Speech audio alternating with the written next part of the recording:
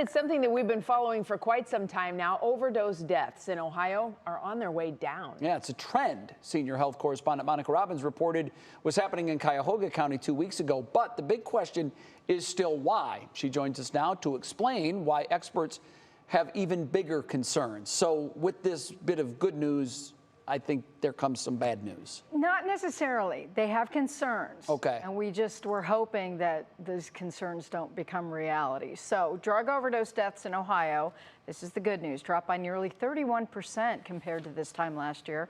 That's according to Harm Reduction Ohio, a drug policy reform group. Now, in Cuyahoga County, we're on track to have the lowest number of overdose deaths in a decade, but the problem is far from over. So while easy access to naloxone, more awareness, and fentanyl testing strips may be helping to save lives, addiction recovery centers are also seeing a shift from opioids to alcohol substance use. And there's a bigger concern that the non-opioid sedative drug xylazine is making its way here. Narcan doesn't work, reversing agents don't work, and xylazine can stop someone from breathing, making them unconscious, and they really have no way of asking for help. So that's a very, very concerning thing. That's a trend that's coming mostly from the East Coast that is working its way into the Midwest.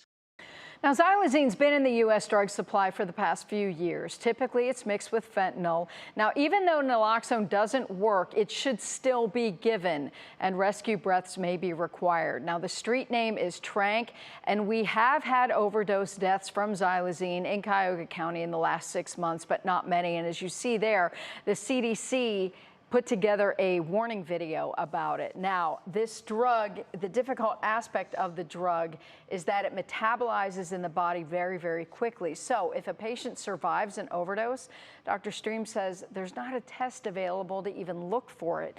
Now, once a patient dies, the drug is no longer metabolized, and that's when it's easier to detect. That's how we know it is here. Okay, Trank I have heard of. And it's the same thing. What is this drug? What is its actual use? Its actual use is not for humans. It's actually a sedative that veterinarians use. And my understanding is it's mainly farm animals. So, yeah, you know, it's not the first time we've heard of that sort of thing, but... Is Trank short for tranquilizer? Most likely, yeah, it's TRANQ. So, my goodness. Or dope Trank, Trank dope. Or the street names for it, and I'm sure there's a zillion other ones that are coming up too, but it's a very, very dangerous drug, and it does the same thing as fentanyl, except there's nothing to reverse it right now. We have naloxone for fentanyl and the other opioids, but this is not an opioid. That's what people have to understand. Right. And they are using it, and the reason they're using it, everybody's like, why are they mixing it in? Well, supposedly it makes the high longer, and that's why they're mixing it in. But the other issue is that, you know, they're gonna get away from that, and people are just gonna start using this, and the overdose risk of this is just huge. It's so scary. I'm wondering if down the road we see regular drug trafficking charges. At some point, this is murder. It already is. It already is. So at what point are we charging those that are just...